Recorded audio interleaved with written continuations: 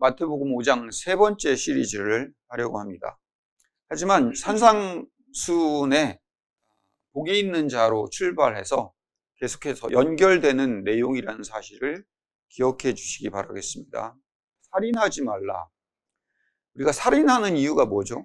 그 사람을 죽여버리는 것 말고는 다른 방법이 없기 때문에 살인을 합니다. 둘이 예를 들어서 싸운다고 생각을 해봅시다.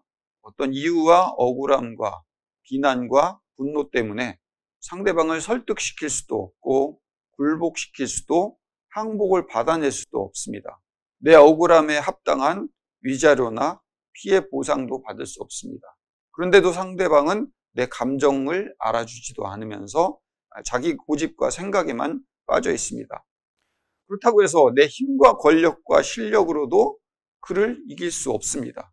그리고 굴복시킬 수 없을 때 우리의 마지막 선택은 죽여버리는 겁니다. 힘과 권력이 강한 사람이라 할지라도 부딪히는 상대방을 굴복시킬 수 없으면 죽이는 방법밖에 없죠. 그런데 이 구약의 살인하지 말라를 예수님은 형제에게 바보라고 하고 미련한 놈이라고 하는 사람도 살인하는 것과 같다고 이야기를 하십니다. 우리가 형제에게 바보라고 하고 미련한 놈이라고 손가락질하는 이유가 무엇입니까?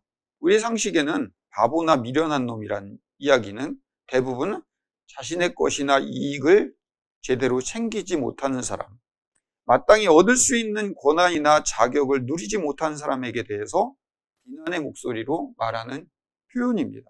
살인하는 사람이나 형제에게 바보라고 혹은 미련하다고 말하는 자가 왜 똑같이 살인하는 사람과 같은 죄일까요? 내가 할 수 있는 일이 더 이상 없기 때문에 우리는 살인을 합니다. 실력도 안 되고 힘도 없고 굴복시킬 지혜나 꾀조차도 없습니다. 내가 가진 것은 오로지 분노와 억누르지 못한 가벼움, 그리고 칼밖에는 가진 게 없기 때문에 살인을 합니다. 형제를 미련하다고 이야기하고 바보 취급하는 사람도 마찬가지입니다. 형제에게 할 수 있는 일이 없기 때문에 그렇습니다. 도와주기 위해서 그 형제의 상황 속에 들어가는 것은 싫습니다. 분명히 어려운 상황이기 때문에 괜히 빠져들어가서 늪처럼 헤어나오기 어려워지니까요. 그래서 두렵습니다. 힘도 없어서 도와줄 수도 없어요. 그래서 내가 할 수 있는 유일한 일은 비난하고 조롱하는 것뿐입니다. 그 속에서 내가 그런 구렁텅이에 빠지지 않음에 감사하고 내가 그렇지 않음에 비난할 것밖에는 우리는 할 수 있는 일이 없기 때문입니다. 하나님의 일하심은 그렇지 않습니다.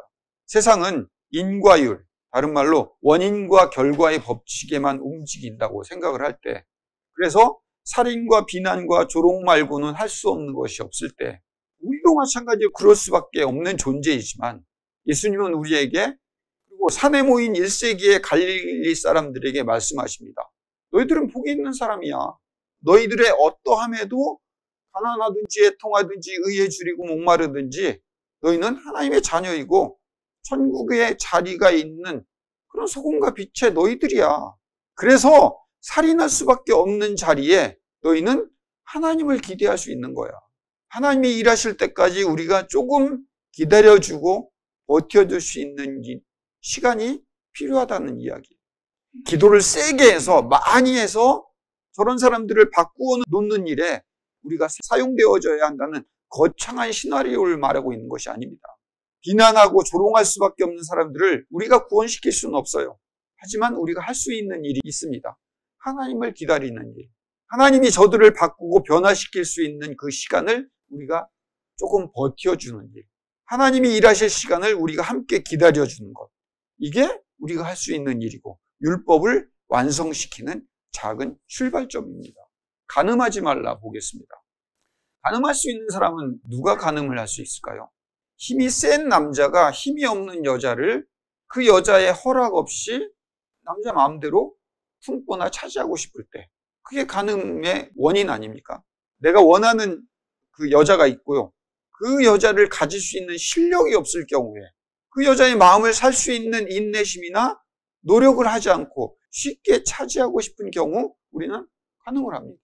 세 번째로, 아내가 있음에도 더 예쁘다고 생각하는 다른 남자의 여자를 가로채는 경우를 간음한다고 표현을 합니다.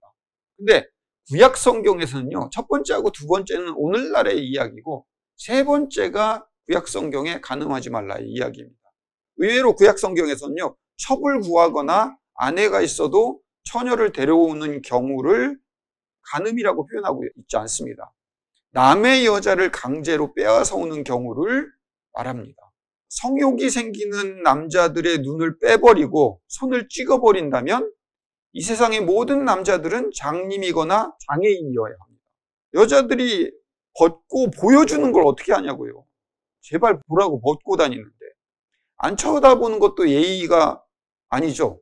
모든 남자들을 장애인으로부터 구원하는 방법은 히잡이나 부르카를 쓰게 하면 됩니다. 그게 이슬람이죠. 그렇다면 예수님의 참뜻은 뭘까요?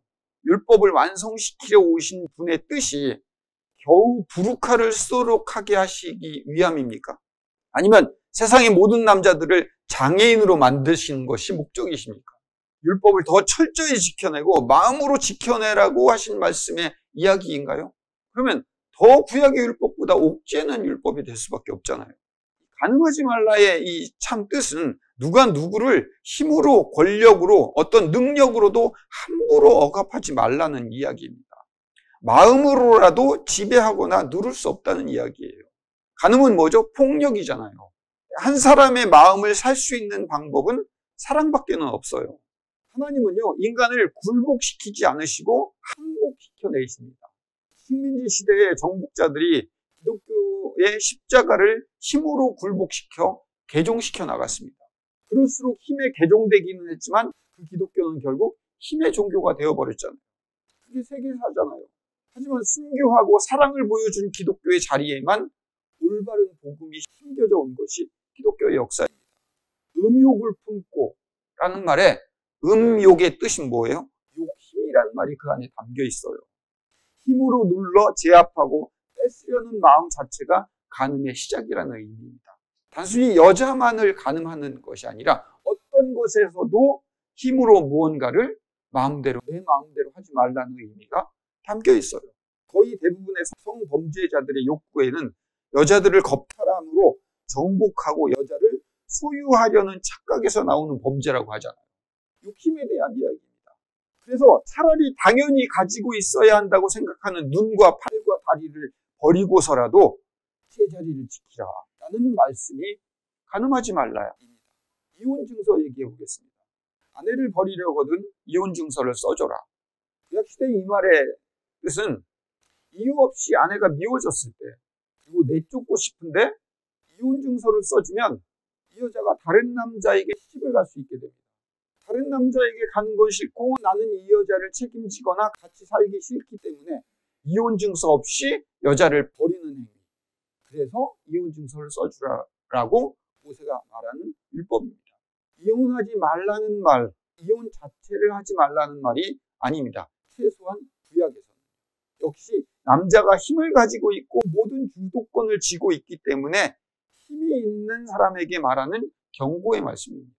구약에서는 최소한의 인간의 도리를 해야 한다는 표현이 율법이었다면 예수님께서는 하나님께서 맺어주신 계획과 만남으로 한 부부가 엮였기 때문에 힘이 있는 사람, 즉 남자에게 요구하는 명령입니다.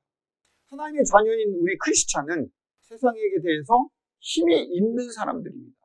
우리는 잘못 배워오고 있는 게 세상이 힘이 있고 우리는 힘이 없는 자로 눌려있고 악에게 구속당하고 있다라고 배워왔습니다. 저는 그렇게 말하고 싶지 않습니다. 하나님의 자녀인 우리가 오히려 하나님의 사랑을 갖고 있는 자들입니다. 세상은 분명히 우리를 힘들게 할 거고 우리로부터 그들을 멀리 쫓아내버리고 싶게 만듭니다. 그래서 우리는 잘 믿는 사람, 목사에게 순종 잘하는 사람들만 모아서 천국에 데리고 가고 싶어 합니다. 여기서 그러지 말라는 이야기입니다. 끝까지 인내하고 기다리고 버텨주는 것이 우리가 해내야 할 일이라는 겁니다. 참고 버텨내는 것이 약자의 신분이 아닙니다. 우리가 버티지 않으면 지옥으로 떨어질 수밖에 없는 자들이기 때문에 우리가 붙잡아주고 일으켜주고 기다려주는 우리 크리스찬이 갑의 사람들이에요. 내 할 일 할 만큼 했으니 도저히 안 되겠어서 이혼증서 써주고 법적으로 할 일 다 했다고 빌라도처럼 손 씻을 일이 아니라는 이야기예요. 맹세하지 말라 보겠습니다. 힘이 있는 종이나 노예가 맹세할 게 있을까요? 맹세라는 수식어를 붙여야만 상대방의 동의나 신뢰를 구할 수밖에 없는 그런 환경에서 쓰는 단어가 맹세입니다. 맹세는 사기칠 때 쓰는 말이에요. 상대방을 혼란스럽게 할 때 쓰는 말입니다. 맹세는 다시는 안 그러겠다는 말이 아니라 또 그런 짓을 할 수 있다는 표시입니다. 왜 그런지 아세요? 예를 들어 드릴게요. 국기에 대한 맹세. 우리 어렸을 때 해봤죠. 국기에 대한 맹세는요, 맹세할 수 없는 가치를 신뢰하도록 요구받아야 되기 때문에 맹세가 필요한 거예요. 인간이 국기에 대해서 어떻게 맹세를 할 수 있어요? 없어요. 그러니까 반복해서 맹세를 통해서 그 가치를 실현하게 만드는 거예요.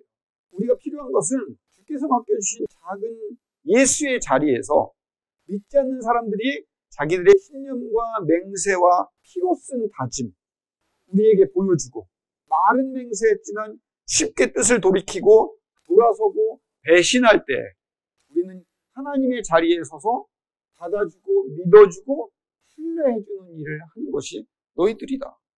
복 있는 자들이다. 배신하고 도망가고 버리고 자기 것만을 챙기려 할 것이다. 세상 사람들은. 우리는 하나님의 자녀이기에 더 받을 것이 없는 다 가진 사람들이다. 우리에게 하나님이 계신데 더 뭐가 필요합니까? 그래서 우리가 해야 할 일이 있습니다. 속아주고 넘어가주고 믿어주고 사랑으로 항복시켜내는 일이 우리가 할 일이라는 거예요. 눈은 눈으로 이는 이로 갚으라. 권력과 부와 힘이 있는 사람에게 힘도 없는 종이 실수로라도 주인의 눈을 다치게 했다. 이렇게 가정을 해봅시다. 그럼 힘이 있는 사람은 그 사람의 목숨을 빼앗아갑니다. 그것을 막기 위해서 눈은 딱 눈까지만, 그 이상의 형벌이나 갚음을 요구하지 말라라는 말이 모세의 율법에 나오는 눈은 눈으로 이는 이로라는 뜻입니다. 거기에 예수님은 말씀하십니다. 원수를 사랑하라. 원수를 사랑하라는 말처럼 우리에게 힘들게 하는 율법은 없어요. 더 센 율법이죠. 우리를 박해하는 자들을 위해서 어떻게 기도를 할 수 있습니까? 우리는 그런 대알도 없이 살 수 없는 사람들이에요. 다만 여러분들에게 이 구절을 이해시키기 위해서 예를 하나 들어보겠습니다. 우리는 돈 얘기를 해야지 귀에 쏙쏙 들어오잖아요. 여러분들이 로또 100억씩 당첨되었다. 가정마다가 아니라 각각 1인당 100억씩 당첨되었다고 가정을 해봅시다. 생각만 해도 좋죠. 로또가 당첨된 것을 확인을 하고 세탁소에 일이 들어왔는데, 물론 일이 손에 잡힐 리는 없겠지만 누가 신경질 내면서 옷을 똑바로 세탁을 못 해줬다고 승질을 부린다면, 혹은 무리한 요구를 한다면 평소 같았으면 어떻게 할 거예요? 있는 힘을 다해서 참아가면서 뒤통수에 요걸 바가지라고도 해주고 싶은 마음을 참아내겠죠. 하지만 로또에 당첨된 우리들은 어떻게 하겠어요? 네? 그거 새로 사드릴게요. 다시 다 고쳐드릴게요. 돈도 안 받을게요. 왜? 네 인생이 불쌍하니까. 우리는 자주 잊어버립니다. 우리가 다 가지고 있었던 사람이라는 거예요. 100억보다 더 큰 하나님이 내 안에, 내 곁에, 내 등 뒤에서 내 손을 잡고 함께 하시고 계신다는 사실. 이걸 잊어버려요. 그리고 하나님은 우리에게 말씀하십니다. 구약은 눈은 눈으로 이는 이로 갚으라고 했지. 그냥 네가 져줘. 쟤 불쌍하지 않니? 어차피 지옥 가래인데 이 땅에서라도 떵떵거려야 덜 아쉽지 않겠니? 그 얘기예요.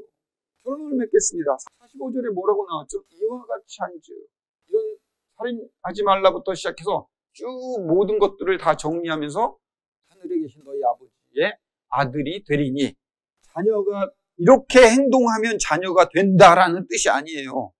자녀로서 사는 길이 이런 거다. 자녀답게 사는 길이 이거다. 이렇게 말씀하시는 거예요. 힘없는 자로 살아가지 말고 힘 있는 자로 살아가라. 모든 것을 가졌기에 충분히 나눌 수 있는 위치인 소금과 빛의 사람들이다. 너희들은 왜 그렇게 째째하게 살아? 남은 인생 동안에 얼마나 손에 쥐고 누리려고 살려고 하냐. 맹세를 해내야만 하는 사람이 아니라 너희들은 여유 있게 살 수 있는 사람들이다. 48절에 그러므로 모든 걸 정리해서, 그러므로 하늘에 계신 너희 아버지의 온전하심 같이 너희도 온전하라.